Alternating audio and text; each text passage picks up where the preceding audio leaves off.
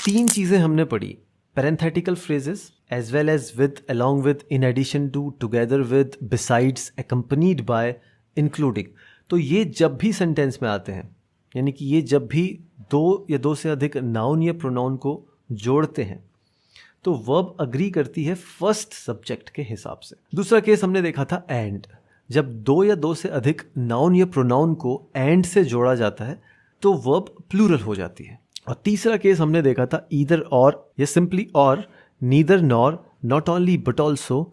इस केस में verb agree करती है नियरेस्ट सब्जेक्ट से। ये जो पैरेंथेटिकल फ्रेजेस हैं, क्या ये सिर्फ इतने ही हैं या फिर और भी पैरेंथेटिकल फ्रेजेस हैं? देखिए, जो आपको कंफ्यूज करेंगे वो सिर्फ इतने ही हैं। एक केस में लाइक या अनलाइक को भी पैरेंथेटिकल फ्रेज की तरह यूज किया जा सकता है। जैसे कि मैं आपके सामने एक सेंटेंस लिखता हूं, unlike you I am not a good driver. Unlike you I am not a good driver, यानी कि वो कहना चाह रहा है कि मैं आपकी तरह एक अच्छा ड्राइवर नहीं हूं। कुछ लोग यहाँ पे लाइक यू यूज करते हैं, कहते हैं कि like you I am not a good driver. वो सेंटेंस गलत हो जाएगा स्ट्रक्चर में दोस्तों। ये होना चाहिए unlike you I am not a good driver, क्योंकि इसका मतलब इस तरीके से समझिए कि ये दो क्लॉज हैं। पहला क्लॉज कहता है कि अनलाइक यू, यानी कि मैं आपकी तरह नहीं हूँ। अनलाइक यू मतलब मैं आपकी तरह नहीं हूँ, आई एम नॉट लाइक यू। और दूसरे क्लॉज में वो कहता है कि I am not a good driver, मैं एक अच्छा ड्राइवर नहीं हूँ। मैं आपकी तरह नहीं हूँ, मैं एक अच्छा ड्राइवर नहीं हूँ, यानी कि आप अच्छे ड्राइवर हैं, वो ये कहना चाह रहा है। लेकिन अगर मैं चाहूँ तो इसी सेंटेंस को थोड़ा सा घुमा के आपके सामने लिख दूँ ऐसे, I unlike you are not a good driver. अब यहाँ पे मैंने क्या किया, आई और यू के बीच में अनलाइक को डाल दिया, आई अनलाइक यू। इस केस में जब मैं इसे ऐसे यूज करता हूं तो अनलाइक यू बन जाता है पैरेंथेटिकल। इसे आप सेंटेंस से हटा दीजिए और अब इस सेंटेंस को पढ़िए, I are not a good driver होगा कि I am not a good driver होगा? तो आप कहेंगे ऑब्वियसली ये होगा I am not a good driver. तो ये सही सेंटेंस बनेगा, I unlike you am not a good driver. हालांकि कोई भी नेटिव स्पीकर इस तरीके से नहीं बोलेगा I unlike you am not a good driver. जो भी नेटिव स्पीकर होगा वो इस तरीके से बोलेगा unlike you I am not a good driver. लेकिन एग्जामिनर तो एग्जामिनर है, वो आपको कंफ्यूज करने के लिए इस तरह से भी सेंटेंस दे सकता है। So you better take care of that. दूसरी हमने बात की थी एंड की। हमने कहा था भाई जब दो या दो से अधिक नाउन या प्रोनाउन को हम जोड़ते हैं एंड से तो वर्ब प्लूरल यूज होती है, वो प्लूरल बन जाता है सब्जेक्ट। लेकिन ऐसा हमेशा नहीं होता।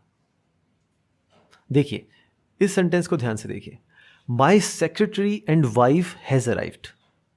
मेरी सेक्रेटरी और वाइफ आ चुके हैं, यही ये कहना चाहता है इस सेंटेंस में। तो आप कहेंगे भाई यहाँ तो सेक्रेटरी है और वाइफ है, दो लोग हैं और उसे एंड से जोड़ा गया है, तो यहाँ पे हैज क्यों आया? यहाँ तो हैव आना चाहिए। लेकिन ये हैज यहाँ पे बिल्कुल सही है। एक्चुअली उसकी सेक्रेटरी और वाइफ एक ही इंसान है, वही उसकी सेक्रेटरी भी है और वही उसकी वाइफ भी है। ऐसा मुझे इसलिए पता चला बिकॉज सेक्रेटरी के पहले माय लगा हुआ है, एक डिटरमिनर लगा हुआ है, लेकिन वाइफ के पीछे कोई डिटरमिनर नहीं है। अगर मैं ऐसे कहता कि my secretary and my wife have arrived, उस केस में ये हैव होता।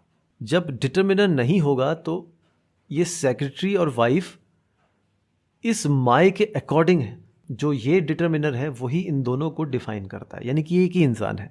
अब देखिए इस सेंटेंस को देखिए, the general manager and the controller are attending a 3-day meeting. अब यहां पर दो लोग हैं, एक तो है जनरल मैनेजर और दूसरा है कंट्रोलर। बिकॉज जनरल मैनेजर के पहले भी एक आर्टिकल है और कंट्रोलर के पहले भी एक आर्टिकल है द। तो द जो है वो डिटरमिनर है। अगर मैं द हटा दूं इस सेंटेंस से और बोलूं the general manager and controller, तो यहां पर फिर आर नहीं आएगा, यहां पर फिर इज आएगा। तो general manager and controller is attending a 3-day meeting, क्योंकि वो फिर एक ही इंसान बन जाता है। एक और केस है जहां पर एंड आने के बावजूद हम सिंगुलर वर्ब का यूज करते हैं, और वो केस है जब हम दो नाउन को एंड से तो जोड़ते हैं लेकिन मीनिंग सिर्फ एक का होता है, यानी कि हम उसको सिंगल यूनिट की तरह यूज करते हैं। जैसे हिंदी में हम कहते हैं कि मुझे कढ़ी चावल बहुत पसंद है, तो करी चावल एक डिश है जिसको मैंने एक तरह से लिया, जबकि करी एक अलग चीज़ है और चावल एक अलग चीज़ है, लेकिन मैं कहता हूँ करी चावल, तो वो एक डिश बन जाती है, एक यूनिट बन जाती है। ऐसे ही इंग्लिश में भी जो डिशेस होती हैं उन्हें बीच में एंड से तो जोड़ा जाता है, लेकिन उसका मतलब एक ही होता है। जैसे कि यहाँ पे कुछ एग्जाम्पल लिखे हैं, ब्रेड एंड बटर, जैसे कि bread and butter is by daily breakfast. तो ब्रेड एंड बटर मेरा डेली ब्रेकफास्ट है, इज़ माई डेली ब्रेकफास्ट, ना कि आर माई डेली ब्रेकफास्ट, क्योंकि वो एक डिश है जिसको मैं एक साथ लेता हूँ। वैसे ही राइस एंड करी या कोई और डिश। कुछ और फ्रेजेस होते हैं जो इसी तरीके से यूज़ होते हैं, जैसे बैग एंड बैगेज, जैसे sum and substance. Sum and substance का मतलब होता है क्रक्स, जैसे the sum and substance of the argument was that, ना कि वर दैट। ठीक है। Truth and honesty, rice and curry बता दिया। Slow and steady, horse and carriage. Horse and carriage एक पूरी गाड़ी की बात कर रहा है, जहाँ पे घोड़ा भी है और कैरेज भी है, तो वो एक गाड़ी की तरह कंसिडर किया जाता है। जैसे horse and carriage is waiting for you outside, ना कि horse and carriage are waiting for you outside. ठीक है। वैसे ही राइज एंड फॉल, तो आपको मीनिंग समझना है, आपको देखना है कि वो एक सिंगल यूनिट की तरह यूज़ किया गया है। अगर ऐसा है तो सिंगुलर वर्ब का यूज़ होगा।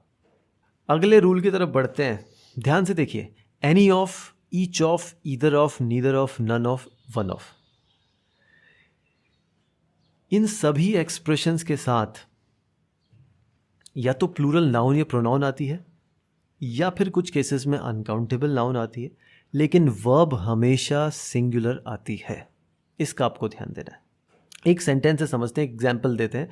Neither of the teams plays well. Neither of the teams plays well. अब देखिए, नीदर ऑफ के बाद जो नाउन है वो प्लूरल है, टीम्स, लेकिन जो वर्ब है वो सिंगुलर है, प्लेज। मैं ये नहीं कहूँगा neither of the teams play well. अब इस सेंटेंस को देखिए, either of the writers has been involved. Either of followed by a plural noun but a singular verb, has been, ना कि हैव बीन। ठीक है। ईदर ऑफ भी दो आइटम्स या दो लोगों के लिए यूज़ किया जाता है। अगर मुझे दो से अधिक की बात करनी है, जैसे यहाँ पर नीदर ऑफ द टीम्स, यहाँ पे जो टीम्स होंगी वो सिर्फ दो होंगी, लेकिन अगर मुझे दो से ज़्यादा की बात करनी है तो मैं नन का यूज़ करूँगा। जैसे none of the teams plays well, लेकिन नन ऑफ के बाद भी सिंगुलर वर्ब ही आती है, so none of the teams plays well. उसी तरह से ईदर ऑफ भी दो, मैंने कहा था दो आइटम्स या दो लोगों के लिए यूज़ किया जाता है, लेकिन अगर आपको ज़्यादा की बात करनी है तो आप ईच का यूज़ करेंगे। Each of the 4 writers has been involved. Again each of followed by a plural noun but a singular verb. अब इस सेंटेंस को देखिए, one of the reasons I took the job was that I could not work from home. So one of is followed by a plural noun, reasons, and a singular verb was. So one of the reasons I took the job was that I could not work from home.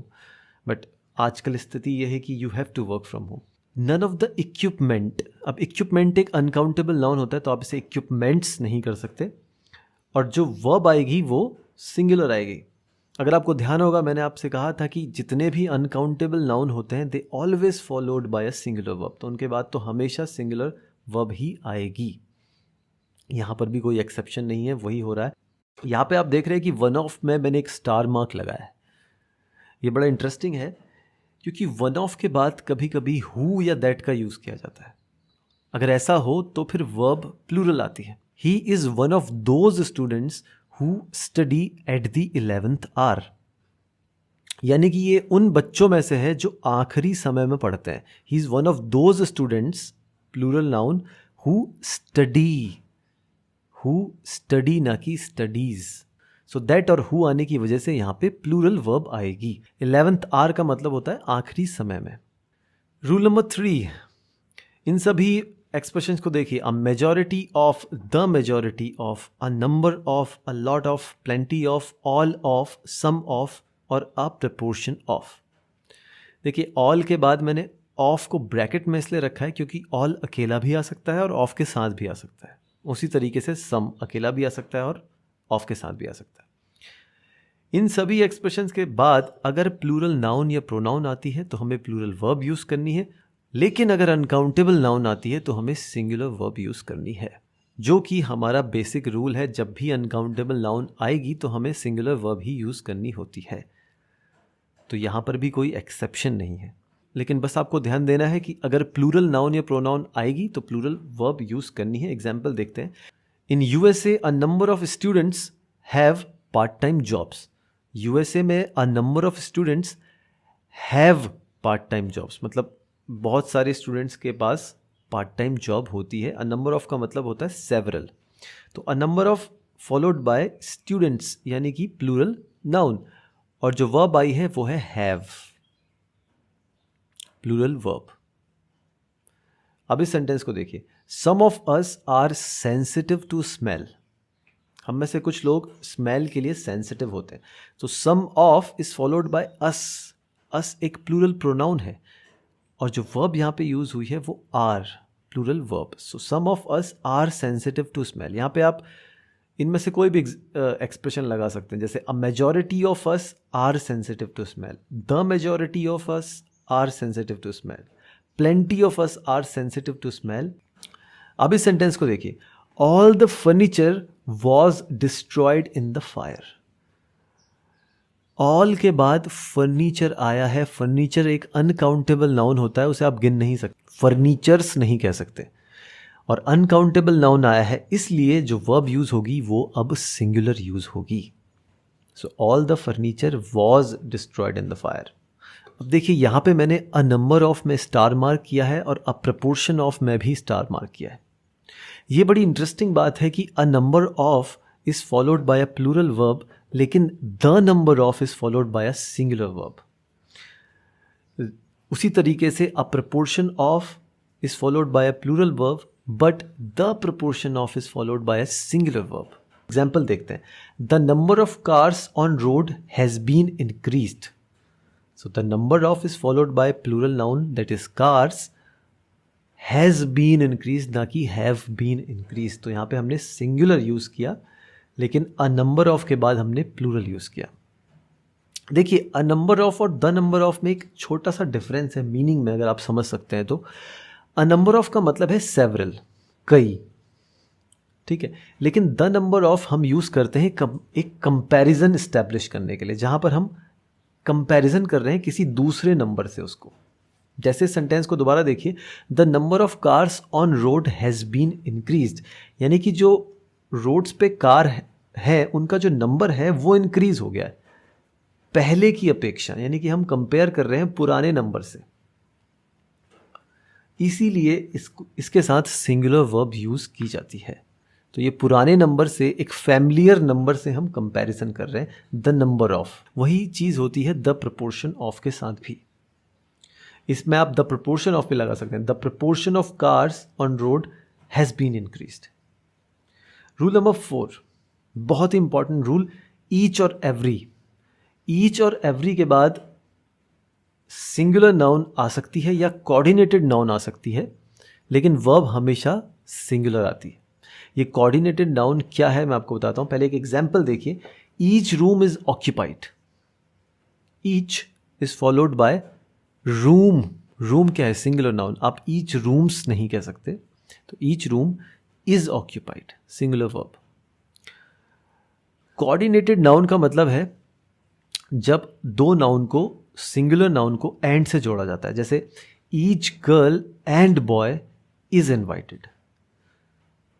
तो इस case में each girl और boy को हमने and से जोड़ा है क्योंकि यहां पर ईच है, यानी हर एक लड़की और लड़का इनवाइटेड है। इस सेंटेंस को मैं ऐसे भी लिख सकता हूं, each girl and each boy is invited. दोनों का मतलब सेम है। रूल नंबर 5, बहुत इंपॉर्टेंट रूल। इन सभी प्रोनाउंस को देखिए। Everyone, everybody, everything, anyone, anybody, anything, someone, somebody, something, no one, nobody, nothing, nothing. इन सभी प्रोनाउन के साथ सिंगुलर वर्ब का यूज किया जाता है। Everyone thinks that he should resign. हर किसी को लगता है कि उसको रिज़ाइन कर देना चाहिए. Everyone thinks everybody must bring their own lunch. Everybody must bring their own lunch. क्या ये सेंटेंस सही है? एवरीबडी मस्ट ब्रिंग, देखिए यहाँ पे मस्ट आ गया. अगर ये मस्ट नहीं होता तो यहाँ पे ब्रिंग्स आता. मैंने कहा था कि जब भी मोडल आ जाए तो जो वर्ब होती है उससे एस या ई एस हट जाता है. तो everybody must bring their own lunch. तो क्या ये देयर सही है यहाँ पर? दोस्तों एवरीबडी एक सिंगुलर प्रोनाउन होता है. तो जो वर्ब और जो प्रोनाउन वहाँ पे यूज़ की जाएगा, उसके लिए जो भी प्रोनाउन यूज़ हम करेंगे वो भी सिंगुलर होना चाहिए. तो everybody must bring his own lunch या हर ओन लंच या हिज और हर ओन लंच.